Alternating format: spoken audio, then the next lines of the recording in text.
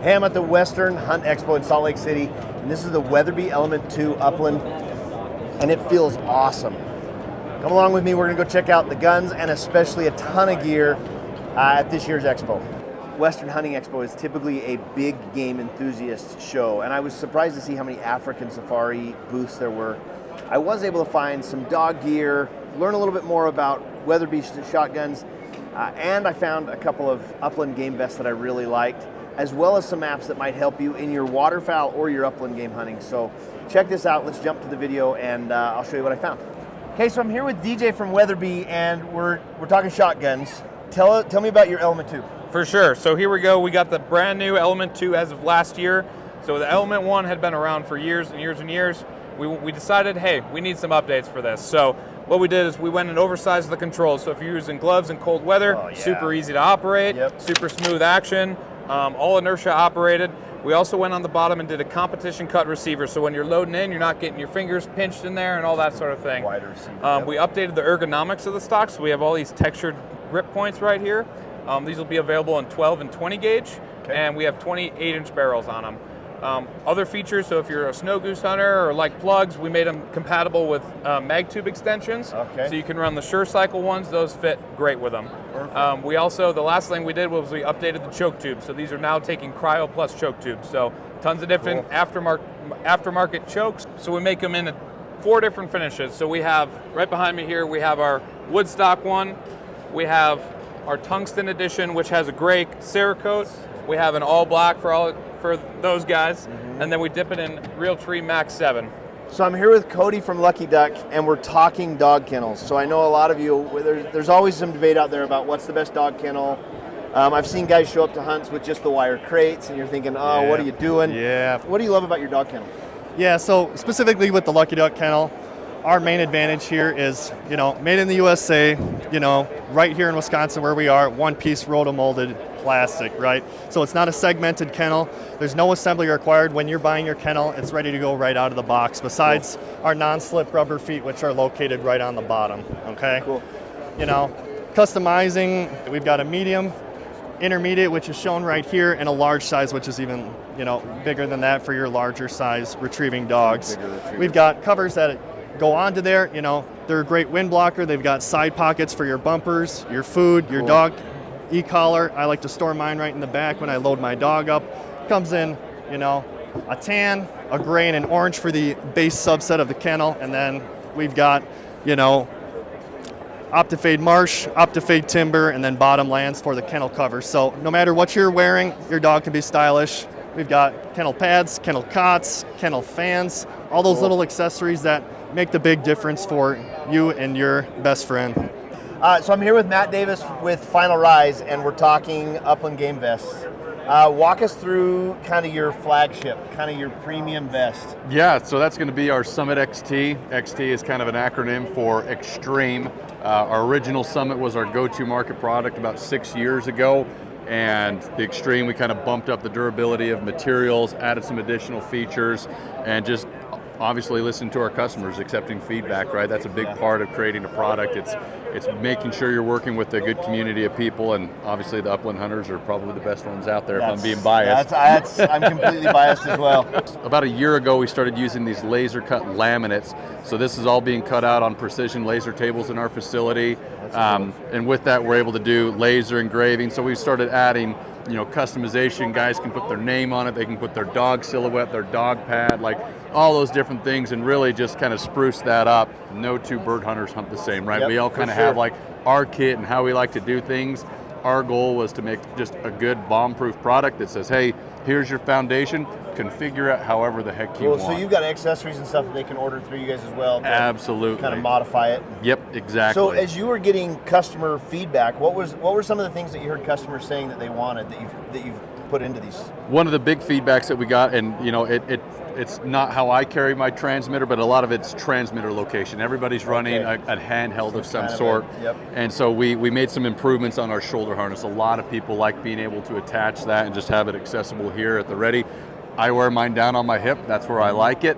But we made some improvements in the shoulder harness. Obviously, that's a very important part, making sure that you're not impeding proper gun mount. but that you've got the ability to access the transmitter if you need to get on the dog real quick. Hey, so if you watched my video from SHOT Show, you know that I'm not a fan of the barrel selector on the new Ruger Red labels, and I learned that in between their first rendition of the Ruger Red label and the second, they turned the construction over to a group called, I believe, Connecticut Arms.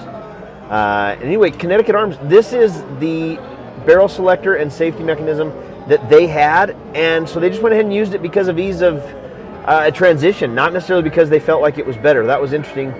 The other thing that they changed had to do with the choke system. They went away from the more traditional choke that was in the original Ruger Red label. And just something I learned at the Western Hunting Expo. All right, I'm here with Michael with Infinite Outdoors, and he's got a service and an app that I've never heard of. And as you were telling me about it, I'm kind of excited. So tell us kind of what your app does and kind of the scope. Yeah, so what we do is we help hunters and anglers find access to private land. So essentially we have an app and website platform where hunters, anglers can go on and find access for upland hunting, for waterfowl, for big game, fishing, everything right on our app. Similar to like, hey, I want to go to, I'm going to be traveling across Wyoming and I want to get the dogs out and run and hunt some upland birds or hunt waterfowl. You can jump on our app and you can reserve private access for 1 day or 3 days or whatever, and know that you and your group have exclusive access to that property for the day. And you can do it all right on our app. You get a map of the property, you get directions, rules, wherever, if there's a pit or whatever it is, right where it is, and you just go out and enjoy hunting and know that you're on private land and you're not going to be bothered by anybody else. That's awesome. So what's the pricing look like?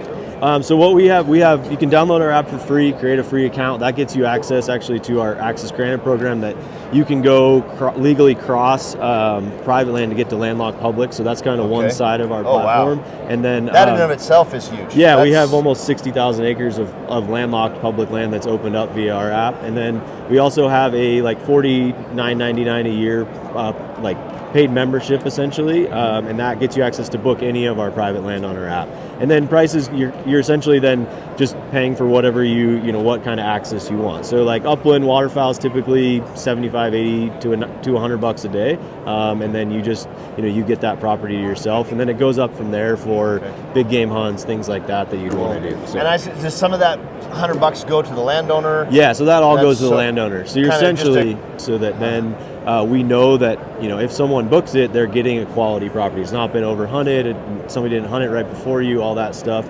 And then you're essentially paying a trespass fee through our app to that landowner. So that's kind of how it works. So the landowners are benefiting, but they're also, it allows us to keep our prices really low, and then that it's a quality property that you go on for people. So we right now have about 2 million acres of access on our platform across 20 states and are growing quickly.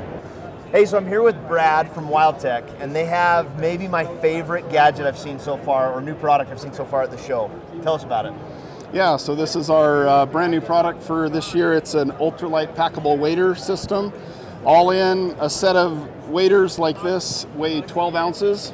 It's really easy system to use. If you come up to a creek crossing or any kind of water crossing, it's simply just slip them over any kind of shoe wear that you have, get them down.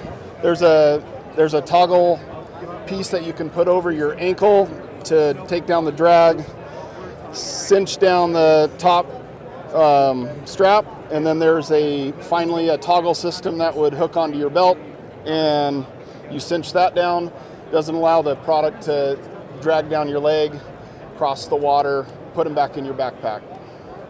Hey, so I'm here with Paul with Onyx Hunt, and while most people think of this app as a big game app, for people who have never thought of this as a bird hunting app, talk to us about some of the features of Onyx Hunt and how some of our people that like bird hunting could benefit from it. Yeah, obviously the app is a mapping app. We've got a bunch of public and private land layers, so you can understand exactly where you can legally hunt, where you can't.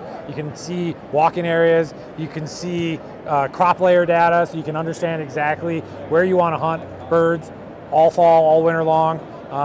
We're at the Western Hunt Expo, so we're talking a lot about deer and elk. But next week we're going to be at Pheasant Fest in Minnesota. So we are big in the pheasant world. We're big in the waterfowl world. A lot of duck hunters. We're partners with Ducks Unlimited. A lot of our tools that the big game hunters that they love, really benefit the upland hunter, benefit the waterfowler. It's a great tool for everyone that's out there chasing animals. Yep. For me, I use it if I'm marking like where they've dropped birds. Yeah. I want to mark those spots where I found them. But really, if you hunt anywhere where there's a lot of private public overlap or interplay, it's nice not to be guessing. Yeah, it's for nice sure. to know specifically, yep, I'm right there, and to have GPS accuracy on it. Yeah, our value here is knowing where you stand, right?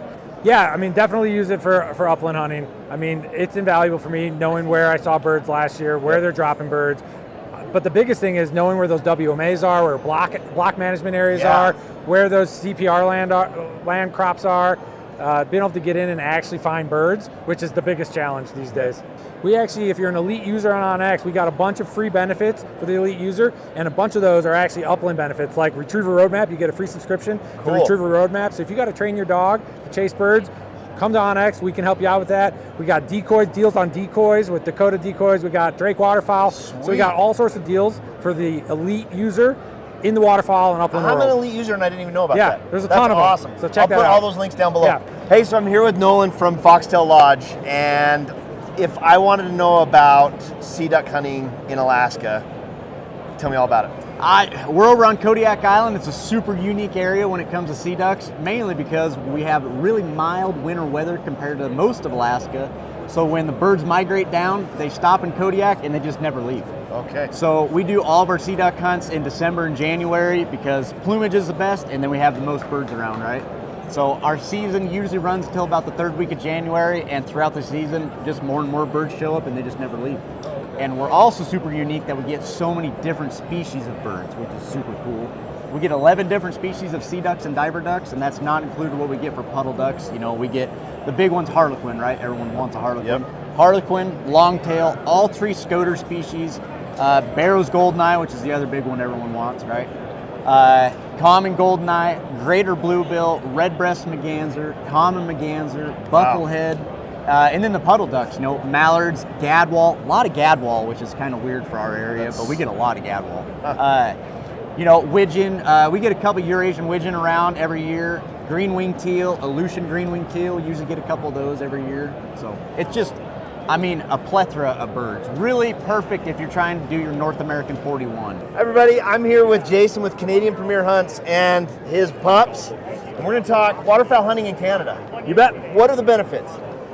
Well, I don't know if there's as much benefits as there is disadvantages. I mean, if you've ever come to Canada, the disadvantage is you never want to hunt anywhere else. So it makes all the other hunting. It does. I tell people here at this show, you know, everyone talks about how in the south here it's getting harder and harder to find the waterfowl that you want. They're not leaving us here in Canada anymore. I mean, we've got the benefit of the birds don't leave anymore. They just stay with us year round, basically. So the benefits of Canada, I mean, it's an unbelievable hunt. It's something that everyone has to experience. You've got to do it at least once in your lifetime.